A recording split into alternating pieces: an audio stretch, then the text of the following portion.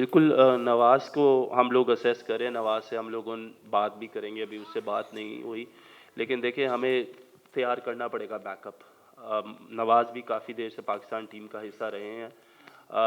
Unfortunate था कि कुछ लोग जो हैं वो क्रिकेट छोड़ गए हैं और पिछले 4 सालों में किसी और को उस तरीके से मौका नहीं मिला कि वो आके उसको ये प्लेटफ़ॉर्म मिला हो, तो we are already looking into it. But going forward आप हमेशा जब जाते हैं तो यू नीड एक्सपीरियंस बड़े टूर्नामेंट्स में। So we want Nawaz to perform, he has the capability. उसकी परफॉर्मेंसेस भी जो है वो अच्छी भी रही हैं, बुरी भी रही हैं, लेकिन he needs to be consistent going forward. तो ये मैसेज पे हम उससे जब मेरी बात होगी तो मैं उसको कन्वे भी करूँगा, and I think he is a wonderful player और वो इन चीज़ों को समझेगा भी। मेरा सवाल आप दोनों से ही है। वहाँ पहले आपसे मैं पूछता हूँ कि अब टीम अनाउंस होगी, एक पेज पर है मुतफिका इत्तेफाक राय से आपने टीम अनाउंस की, तो आप क्या होप कर रहे हैं कि टीम क्या रिजल्ट देगी? और कामरान आप भी बता दीजिए कि टीम से क्या तवक्कुआत बरतें आप? आप जब भी टीम अनाउंस करते हैं तो आपकी पहली तवक्कुआत यही होती है कि वो इंशाल्लाह जीतेगी और पाकिस्तान को जो है वो कामयाबी हासिल होगी, और इसीलिए आप वो करते हैं ये सारा कुछ। तो मैंने जिस तरह कहा कि मुझे उम्मीद है कि टी20 क्रिकेट, क्योंकि वाइट बॉल क्रिकेट में स्पेसिफिकली टी20 क्रिकेट में हम लोगों ने हम लोगों ने मैचेस जीते हैं, सीरीज़ जीती है, हम लोगों ने बड़ी अच्छी अच्छी टीमों को हराया है। सो होपफुली इस सीरीज़ में भी जाते हुए, क्योंकि ऑब्वियसली कंडीशंस जो है वो अदर वे राउंड है, लेकिन that is not an excuse, but going forward हमें वहाँ पे भी जीतना चाहिए। If you want to be a good team, if you want to be a consistent team, then you have to win everywhere in the world wherever you play. जी बिल्कुल ऐसे ही है। और परफॉर्मेंस लड़कों को मौका मिला और इसका पूरा फ़ायदा उठाए, अपॉर्चुनिटी मिल रही है नए प्लेयरों को भी, सीनियर प्लेयर्स के साथ वो खेलेंगे, अच्छी परफॉर्मेंस दें। देखिए ये जब जीतते हैं तो कॉन्फिडेंस आता है, प्लेयर्स बनते हैं और मौके मिल रहे हैं और इस चीज़ का पूरा फ़ायदा उठाना चाहिए। एज ए टीम हम लोग सिलेक्शन कमेटी जो है, कोशिश यही है कि बेस्ट टीम बनाएं और जो जीते और अच्छी परफॉर्मेंस दिखाएं। जी और साहब, बड़ी अच्छी बात है, आपने यंगस्टर जो हैं वो इंट्रोड्यूस करवाए हैं, लेकिन बड़ी मेहरबानी, आप मोस्ट सीनियर हैं, बड़ा अच्छा लगा सुन के। उन सवाल कर लिए। जी जी। अच्छा, सवाल ये था कि आपने अच्छी कवरेज की, इंट्रोड्यूस करवाए लड़के, लेकिन बात तो वही आती है कि सिलेक्शन कमेटी तो यहीं रह जाती है। अब वहाँ टीम मैनेजमेंट से भी कोई कोऑर्डिनेशन है कि वो इनको मौके भी दें? और दूसरा ये कि सीनियर, अगर जाहिर सी बात है किसी सीनियर को ड्रॉप करेंगे तो उसकी जवाब क्या गया कि उससे भी कोई आपने कोई कोऑर्डिनेशन है सीनियर प्लेयर से? देखिए मैं आपको एक चीज़ बता दूं, अगर आप बाबर और रिजवान की बात करें, या आप शादाब की बात करें, या हारिस रऊफ़ की बात करें, देखिए इन लोगों की बहुत परफॉर्मेंसेस हैं। हम मानते हैं कि शायद ये पिछला जो वर्ल्ड कप रहा है वो, या एशिया कप रहा है, उस तरीके से परफॉर्म नहीं कर सके। लेकिन उसका मतलब ये नहीं है कि अगर हम नए लड़कों को खिलाएंगे तो हम अपने पुराने लड़कों को भूल जाएंगे। आई थिंक जो उनकी परफॉर्मेंसेस रही हैं थ्रू आउट पिछले 3-4 साल में, वो पूरी दुनिया उसको मानती है और हमें भी उस चीज़ को एक्सेप्ट करना चाहिए। नए टैलेंट को लाने का मकसद ये होता है कि वो उनके इर्द गिर्द खेलें ताकि उनको कॉन्फिडेंस आए गोइंग फॉरवर्ड, ये लोग अपना एक्सपीरियंस उनमें वो ट्रांसफ़र कर सके, उन्हें बता सके।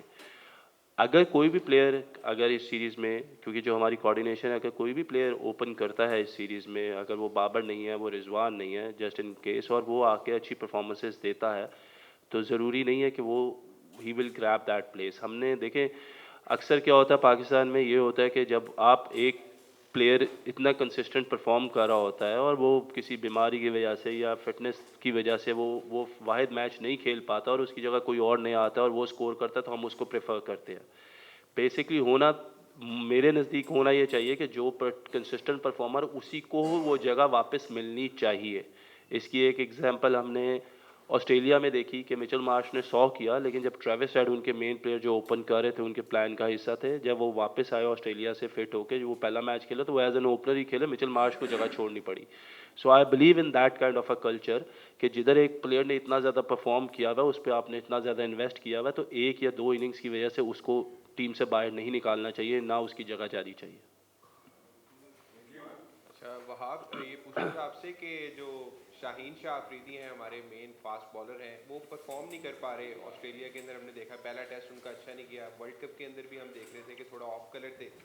क्या वजह क्या समझते हैं आप उनकी? क्या वो ओवर ट्राई कर रहे हैं, या उन सही तरह से ट्रेनिंग नहीं हो पा रही, या कोई बॉलिंग कोच उनके साथ अच्छा नहीं है? तो क्योंकि अब जितने भी हमारे नए लड़के गए हैं उन्होंने वहाँ पर आउट किए हैं, तो इसके ऊपर कोई आपकी उनसे बात हुई है कि शाहीन और ये हारिस जितने भी सीनियर प्लेयर्स हैं ये वहाँ पर जाके अपना रोल तो अदा करें कम अज़ कम?